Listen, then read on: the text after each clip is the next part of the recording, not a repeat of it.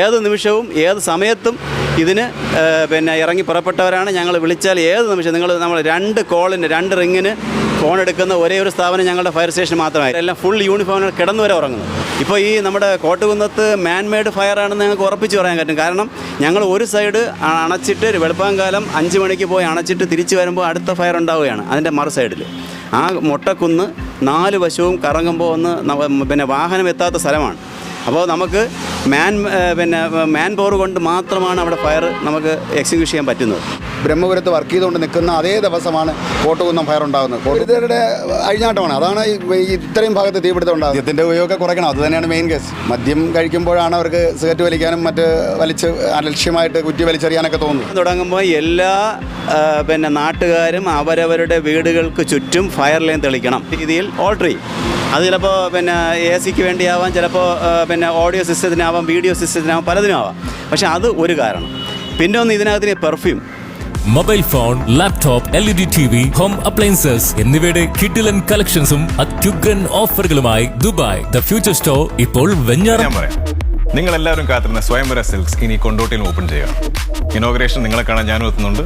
അപ്പം ഇനി ഡ്രസ് സെലക്ഷൻ്റെ കാര്യത്തിൽ ഒന്നും ആലോചിക്കണ്ട, നേരെ കൊണ്ടോട്ടിക്ക് മണ്ടിക്കും.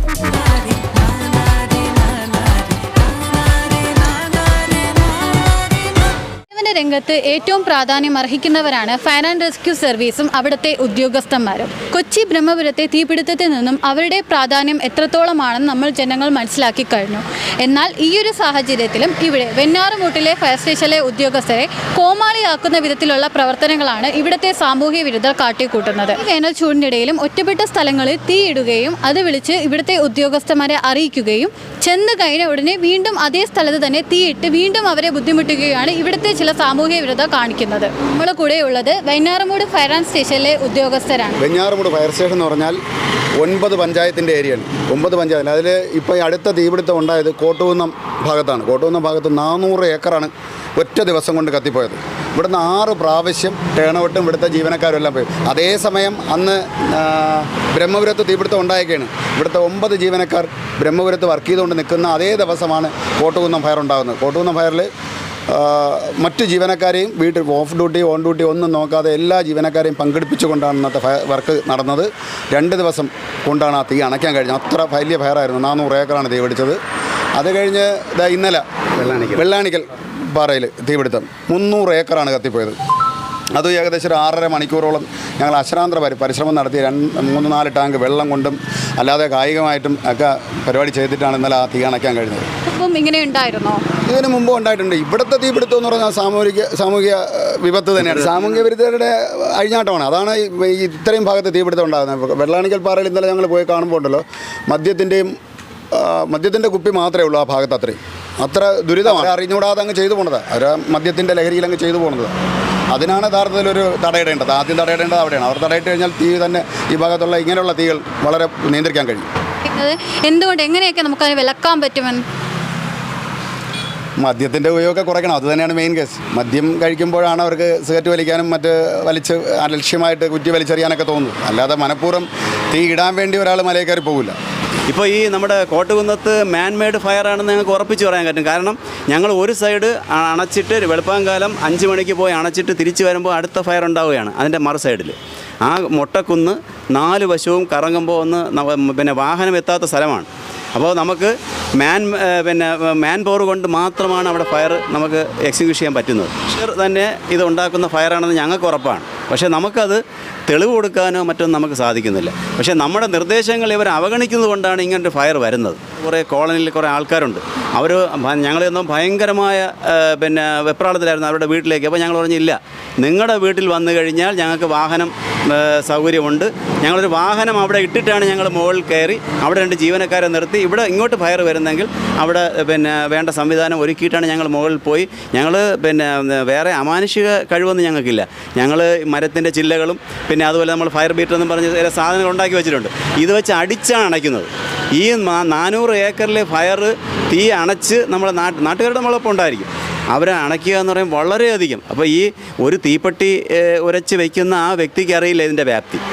ഏത് നിമിഷവും ഏത് സമയത്തും ഇതിന് ഇറങ്ങി പുറപ്പെട്ടവരാണ്. ഞങ്ങൾ വിളിച്ചാൽ ഏത് നിമിഷം നമ്മൾ 2 കോളിന് 2 റിങ്ങിന് ഫോൺ എടുക്കുന്ന ഒരേ ഒരു സ്ഥാപനം ഞങ്ങളുടെ ഫയർ സ്റ്റേഷൻ മാത്രമായിരിക്കും. ഏത് രാത്രിയായാലും വേണമെങ്കിൽ നിങ്ങൾക്ക് ആർക്ക് വേണമെങ്കിൽ ചെക്ക് ചെയ്യാം. 2 റിങ്ങിന് ഫോൺ അറ്റൻഡ് ചെയ്തിരിക്കും. പിന്നെ ഞങ്ങൾക്ക് അത് ഒരു കാരണവശാലും ഫസ്റ്റ് ടേണൗട്ടിലുള്ള വാഹനത്തിലുള്ള ജീവനക്കാരെല്ലാം ഫുൾ യൂണിഫോമിൽ കിടന്നു വരെ ഉറങ്ങുന്നത്. അപ്പോൾ അത്രത്തോളം ഞങ്ങൾ ശ്രദ്ധയോടെയാണ് നമ്മൾ ഇത് സ്ഥാപനം കൈകാര്യം ചെയ്യുന്നത്. പക്ഷേ എന്നിട്ട് പോലും ജനങ്ങളുടെ ഭാഗത്തു നിന്നുള്ള എല്ലാവരുടെ എന്ന് പറയുന്നില്ല, ചില ആൾക്കാരുടെ ഭാഗത്ത് അത് ഞങ്ങൾക്ക് വിഷമമാണ്. ഫയർ ലൈൻ എന്ന് പറഞ്ഞാൽ 3-4 മീറ്ററിൽ ചപ്പ് ചവറുകളും അവിടെ എല്ലാ ഭാഗങ്ങളും നീക്കി നല്ല രീതിയിൽ വൃത്തിയാക്കിയിട്ട് കഴിഞ്ഞാൽ ആ തീ അവിടെ ഒതുങ്ങി നിൽക്കും. അതാണ് ഞങ്ങൾ പറയുന്നത്. ഞങ്ങൾ വാട്സാപ്പുകളിലൂടെയും നിങ്ങളുടെയൊക്കെ ചാനലിലൂടെയും ഞങ്ങളിത് പരസ്യം കൊടുക്കാറുണ്ട്. നിങ്ങൾ ഫയർ ലൈൻ തെളിക്കണം. പക്ഷേ അത് ആ ഒരു ഉത്തരവാദിത്വം നമ്മുടെ ജനങ്ങൾ നിറവേറ്റിയാൽ നമുക്ക് ഇതിന് വളരെയധികം പകുതി കോള് നമുക്ക് ഒഴിവാക്കാൻ കഴിയും. മൈലക്കുടിയിൽ ഒരു കാറിന് തീപിടുത്തം ഉണ്ടായി. അത് വളരെ വലിയ ഫയറായിരുന്നു. കാർ പൂർണ്ണമായിട്ടും കത്തി നശിക്കുകയാണ് ചെയ്തത്. നമ്മൾ എത്തുന്നതിന് മുമ്പ് തന്നെ പെട്രോൾ വാഹനത്തിൽ ശേഖരിച്ചിരുന്നു. അപ്പോൾ അതിന് കാരണം ഞങ്ങൾ മനസ്സിലാക്കുന്ന ഒന്ന്, വാഹനങ്ങളിൽ അമിതമായ ഓൾട്രേഷൻ. അത് ഒരു പ്രധാന ഘടകമാണ്. കാരണം ഒരു കമ്പനിയിൽ നിന്നും ഒരു വാഹനം വരുമ്പോൾ അതിൽ ഇതിൻ്റെ വയറുകളും മറ്റുമൊക്കെ കട്ട് ചെയ്തിട്ട് കറക്റ്റ് ഇൻസുലേഷൻ ചെയ്യാത്ത രീതിയിൽ ഓൾട്ടർ ചെയ്യും. അത് ചിലപ്പോൾ AC ക്ക് വേണ്ടിയാവാം, ചിലപ്പോൾ ഓഡിയോ സിസ്റ്റത്തിനാവാം, വീഡിയോ സിസ്റ്റത്തിനാവാം, പലതിനാവാം. പക്ഷേ അത് ഒരു കാരണം. പിന്നെ ഒന്ന്, ഇതിനകത്തിന് പെർഫ്യൂം. ഒരു തീ ഏതെങ്കിലും സാഹചര്യത്തിൽ ഒരു ഷോർട്ട് സർക്യൂട്ട് കൊണ്ട് തുടങ്ങിയാൽ ആ പെർഫ്യൂം വളരെയധികം കത്താൻ സഹായിക്കുന്ന ഒരു സാധനമാണ്.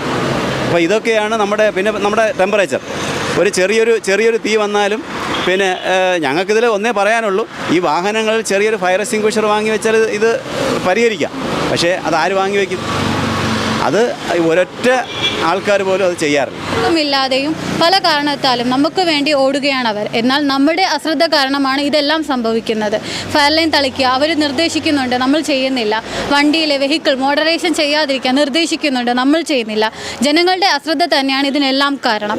എന്നിട്ടും പരാതിയും പിഴവും എപ്പോഴും അവർക്ക് മാത്രം. അപകട സാഹചര്യങ്ങളിൽ ഓടിയെത്തുകയാണ് ഇവിടുത്തെ അഗ്നിരക്ഷാ നിലയം. എന്നാൽ ഇവിടുത്തെ സാമൂഹ്യ വിരുദ്ധർ അവരോട് കാട്ടുന്നത് മനസാക്ഷിയില്ലാത്ത പ്രവണതകളാണ്. അതെല്ലാം നിർത്തുക തന്നെ വേണം. ജനങ്ങൾ അവർക്ക് വേണ്ടി നിൽക്കണം. നമുക്ക് വേണ്ടി ഇത്രയും കഷ്ടപ്പെടുന്ന അവരോട് നീതി പുലർത്തുക തന്നെ വേണം. ഓൺലൈൻ വാർത്തയ്ക്ക് വേണ്ടി ഹസിയ വെഞ്ഞാറമൂട് അവതരിപ്പിക്കുന്നത് ഹോട്ടൽ കാർത്തിക പാർക്കാട് കൂട്ടം. അല്ലമാന gold and diamonds and Venjaramoodu. വർഷങ്ങളുടെ പാരമ്പര്യമുള്ള തോപ്പിൽ ഗ്രൂപ്പിന്റെ പുതിയ സംരംഭം തോപ്പിൽ ടൈൽസ്.